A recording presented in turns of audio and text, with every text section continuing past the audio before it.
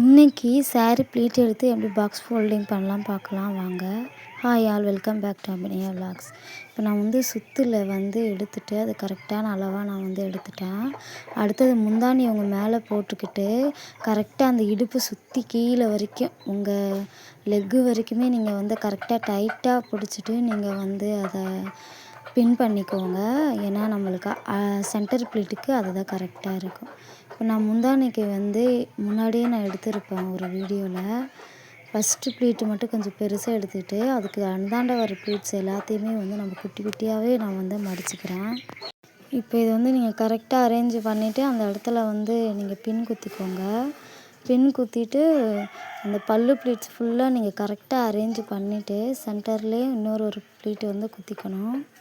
அதுக்கப்புறம் உங்கள் தோள் மேலே போட்டுட்டு உங்களுக்கு எவ்வளோ தூரம் முந்தானி கீழே வரணுமோ அவ்வளோ தூரம் நீங்கள் போட்டு பார்த்துக்கோங்க. போட்டு பார்த்துட்டு கரெக்டாக உங்கள் ஷோல்டருக்கு மேலே அங்கே ஒரு இடத்துல நீங்கள் பின் பண்ணிக்கிட்டீங்க அப்படின்னா நம்மளுக்கு அயர்ன் பண்ணுறதுக்கு கரெக்டாக இருக்கும். நான் அரேஞ்ச் பண்ணுறது உங்களுக்கு தெரியும். இந்த சாரீ அரேஞ்ச் பண்ணுறது ரொம்ப ரொம்ப கஷ்டம். கொஞ்சம் நேரம் எடுத்துக்கிச்சு எனக்கு ப்ளீட்டை கரெக்டாக இது பண்ணுறதுக்கு. ஏன்னா இது கொஞ்சம் பட்டு சேரீன்றதுனால கரெக்டாக எனக்கு வரல. அதுதான் காரணமே. இப்போ நான் இதை இது பண்ணிக்கிட்டேன். இப்போ நான் இதில் அயர்ன் பண்ணிக்கிறேன். நல்லா அயர்ன் பண்ணி ரொம்ப நேரமாகவே நான் அயர்ன் பண்ணிகிட்டு இருந்தேன். எடிட் பண்ணுறதுக்குன்னா உங்களுக்கு கொஞ்சம் நேரம் பண்ண மாதிரி தான் தெரியும், சும்மா அப்படியே வச்சு எடுத்த மாதிரி. ஆனால் நான் ரொம்ப நேரம் அயர்ன் பண்ணேன். எடிட் பண்ணும்போது பாக்கி நான் அதில் கட் பண்ணிட்டேன். இப்போ பார்த்தீங்க அப்படின்னா நான் செஸ்ட்டு ப்ளீட்டு தான் எடுக்கிறேன். நான் முந்தானையில் போட்டு கரெக்டான அளவு எனக்கு பார்த்துக்கிட்டேன். இப்போ செஸ்ட்டு ப்ளீட்டு நம்ம எத்தனை ப்ளீட் எடுத்தோமோ அத்தனை ப்ளீட் நம்ம எடுத்துக்கலாம். இப்போ எனக்கு செஸ்ட்டு ப்ளீட்லேயே பார்த்தீங்க அப்படின்னா ஒரு 8, 9 ப்ளீட்ஸ் கிட்டே எனக்கு வந்துச்சு. நான் கிட்டவே வச்சுக்கிட்டு நல்லாவே அயர்ன் பண்ணிக்கிறேன். நல்லாவே அயர்ன் பண்ணிக்கோங்க. உங்களுக்கு பட்டு சாரீனா ஒரு சில சாரியில் அந்த ப்ளீட்டு கரெக்டாகவே வராது. நான் என்ன பண்ணுறேன் அப்படின்னா இது பண்ணிக்கிட்டேன்.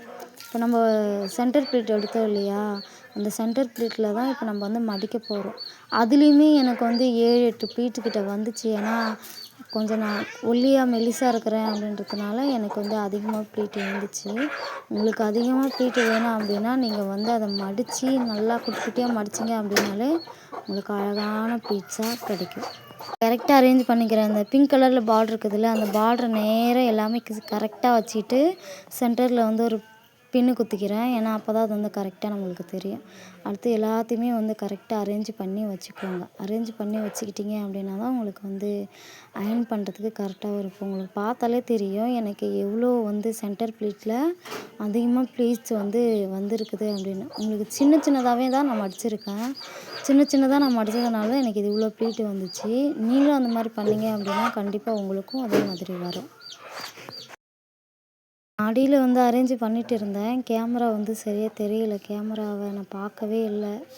அதனால் அடியில் நான் எப்படி அரேஞ்ச் பண்ணேன் அப்படின்றது என்னால் காட்ட முடியல. இப்போ நான் அதில் நல்லாவே அயர்ன் பண்ணிக்கிறேன்.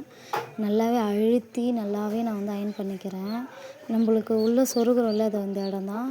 அந்த இடத்துல இன்னும் நீங்கள் நல்லாவே பண்ணிக்கோங்க. அப்போ தான் உங்களுக்கு இதில் இடுப்பில் சொருகும்போது அந்த தூக்கிட்டு வராது. கரெக்டாக நம்மளுக்கு தெரியும். முன்னாடி நான் பண்ணிட்டேன். அதுக்கப்புறம் கரெக்டாக எல்லாத்தையுமே அரேஞ்ச் பண்ணி வைக்கிறேன். வச்சுட்டு கொஞ்சம் இடையிடையே வச்சுக்கோங்க. அப்போ தான் நம்மளுக்கு பார்க்குறதுக்கு கொஞ்சம் அழகாக தெரியும். இப்போ இதை நல்லாவே அயர்ன் பண்ணிக்கோங்க. நல்லா அழுத்தி பண்ணிக்கோங்க. அப்போ தான் நம்மளுக்கு கரெக்டாக வரும். மடிப்பு எல்லாமே நம்மளுக்கு கரெக்டாக பர்ஃபெக்டாக வரும். இந்த மாதிரி பண்ணி வச்சுக்கோங்க. இப்போ நம்ம பாக்ஸ் ஃபோல்டிங் தான் பண்ண போகிறோம். சென்டர் ப்ளீட்டை நம்ம அந்த பக்கம் போட்டுக்கலாம். சின்ன பீஸ் இருக்குல்ல, அதை குட்டி குட்டியாக மடித்து நீங்கள் கரெக்டாக வச்சுக்கோங்க. செஸ்ட்டு ப்ளீட்டை நீங்கள் அது மேலே வச்சு பார்த்துக்கோங்க. சைஸு கரெக்டாக வச்சுட்டு அது கொஞ்சம் முன்னாடி போட்டுட்டு பாக்கி இருக்கிற அந்த எக்ஸஸான பீஸ் எல்லாத்தையுமே உள்ளே வச்சு கரெக்டான ஒரு பாக்ஸாக மடிச்சுக்கோங்க. அதே சேம் சைஸ் அந்தாண்ட பக்கம் வச்சுட்டு அதையும் மடிச்சுட்டு நேராக மடித்து வச்சிங்க அப்படின்னா நம்மளுக்கு ஒரு பாக்ஸ் மாதிரி இதுவாகிடும். அதை திருப்பி போட்டிங்க அப்படின்னா கரெக்டாக அந்த செஸ்ட்டு ப்ளீட் நம்மளுக்கு முன்னாடி வரும். பார்த்திங்கன்னா அப்படியே உங்களுக்கு தெரியும். அதை கரெக்டாக அரேஞ்ச் பண்ணிக்கோங்க. அரேஞ்ச் பண்ணிவிட்டு அந்த முந்தானி பீஸை மடித்து உள்ளே சொருக்கிட்டிங்க அப்படின்னா கரெக்டாக இந்த மாதிரி பர்ஃபெக்டாக நம்மளுக்கு தெரியும். இதே மாதிரி நல்ல இன்ட்ரெஸ்டிங்கான வீடியோ வேணால் நம்ம சேனல் சப்ஸ்கிரைப் பண்ணி வச்சுக்கோங்க. தேங்க்ஸ் ஃபார் வாட்சிங்.